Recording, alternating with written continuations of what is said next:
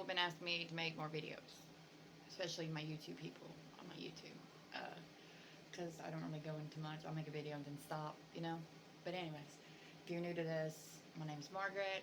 I was in an abusive relationship for 6.5 years with a covert narcissist. I suffer from PTSD, depression, and anxiety, plus I'm a recovering addict of drugs and alcohol, more specifically alcohol. But anyways, it's really hard for me to sit here and just make videos because I get under the pressure of like I'm being recorded, so it's hard. So work with me. Nor that I'm not no professional in whatever this is. I'm just stating what happened to me and what I go through on a daily basis. So take it for what it's worth. And also like here lately in the last couple of weeks, I've been in a down and I could not get it out of it. I was down. And I wasn't feeling sad. I wasn't feeling like I needed to cry all day. I just didn't feel motivated. I just felt like I was here. Just here. That's all I felt. I didn't feel like I could do anything. I did the bare minimum. I would take my kids to school and I would just play around for all day. Not because I was sad. I just wasn't motivated. I didn't know what was wrong with me. And even when I was hanging out with my best friend, I was not myself. So that bothered me. So when I went to my psychiatrist, I was telling him how I was feeling because they already gave me medicine for my anxiety that I'd take at night to help me sleep. Because not, I stay up thinking. But fucking, hold on. I was in there telling her how I felt. She was like, oh, so you're not, when I told her I wasn't sad, she's like, well, you're not happy. I was like, well, gee, thanks, lady. I didn't know this, but I guess I wasn't happy.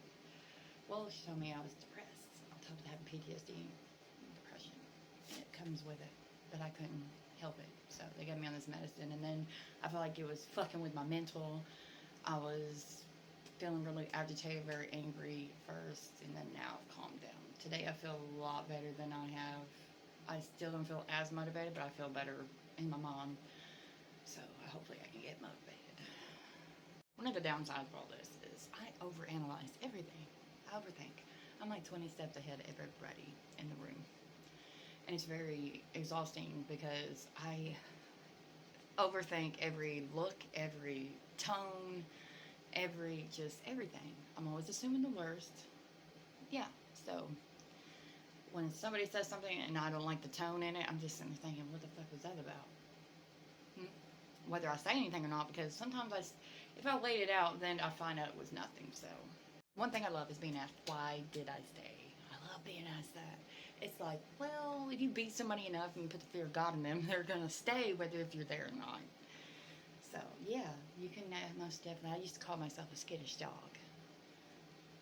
And I still be flinching for no damn reason. My friend be trying to give me a high five. I'm like, oh, you know, like that. My brother be fucking with me all the time, and I flinch like that. Yep.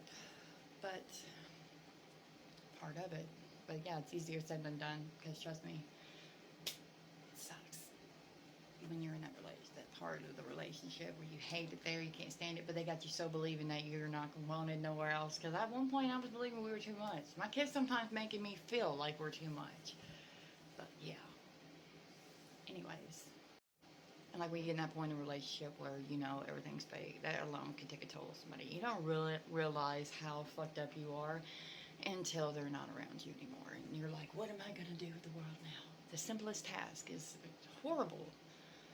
Because, like, I can't even explain it. Like, getting up every day just to take on the world without even fucking thinking about anything is hard.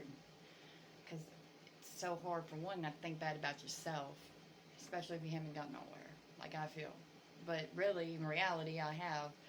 If you would have met me 6 months ago, big difference in this person sitting right here than it was 6 months ago. Go a little further, that big change in them.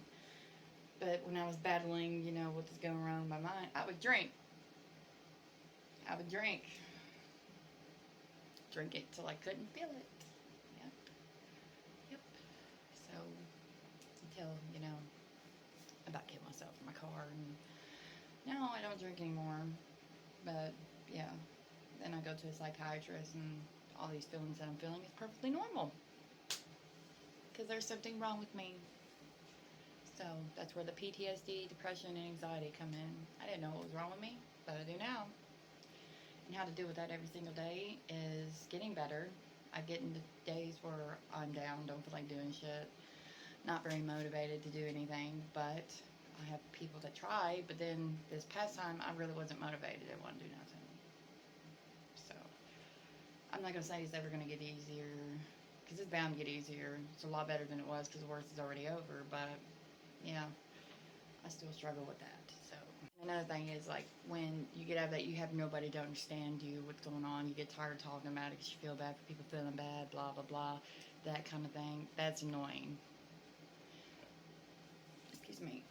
It's annoying because, like, still me talking about it, I feel so stupid when I talk about it, because it's like, God dang, dude, it's so stupid that I sat there and went through all that. But I did, 4 years, for 6.5, and I feel like it's gonna last me a lifetime of being on guard all the time, overthinking every look, every tone and voice, just always overthinking what people are thinking and like what they think about you and stuff. It's only in the current situation. Like, I don't give a shit what anybody's saying outside my bubble, but once I'm in the bubble with everybody, like, I do think and overthink, and I get overwhelmed when they're like, especially family get-togethers and stuff like that. I get overwhelmed with everybody because I wonder what they really are thinking and stuff like that. And it's just, I had to step away for a moment because I get overwhelmed. Just like, take a breather for a moment. But in reality, I'm a total goofball. I don't feel so uppity today, but usually I'm off the chain. But every day's gonna get better. The more I get up and try. Some days I don't want to, I'm not even gonna lie. Sometimes I feel like I just need that. I just need to be like, you know. But I don't know. Sometimes it's annoying because I hate being like this, because I feel like I'm such a problem to everybody when I'm like this. And then you got people who actually give a shit about you, and they're like, no, it's perfectly fine. You're gonna have days like this, blah blah blah. And it's like, okay, well, I still feel bad for it. You know, it's tough. Especially, it's embarrassing on top of everything. So there's a lot of shame there, a lot of guilt, because they're like, I don't like talking about it to some people, because some people have never even seen that in their life, ever even had to experience remotely anything that bad. So sometimes I don't even talk about it because I feel like it's a lot for somebody to believe that I went through. So I don't talk about it. But I totally look at everything different. I have no pettiness in me. So, for instance, my next relationship is going to be like, I don't know, cakewalk, I feel like, because hell, as long as they're not putting their fucking hands on me, I guess I'm okay, I guess, huh? But I don't, normal shit that I would probably ever bitch about, that I probably don't even think about now, because like I've had to overthink every little move I've made to not get bitched at. So pettiness is nothing I have in me. Well, looks like I'm gonna have to make a part 2.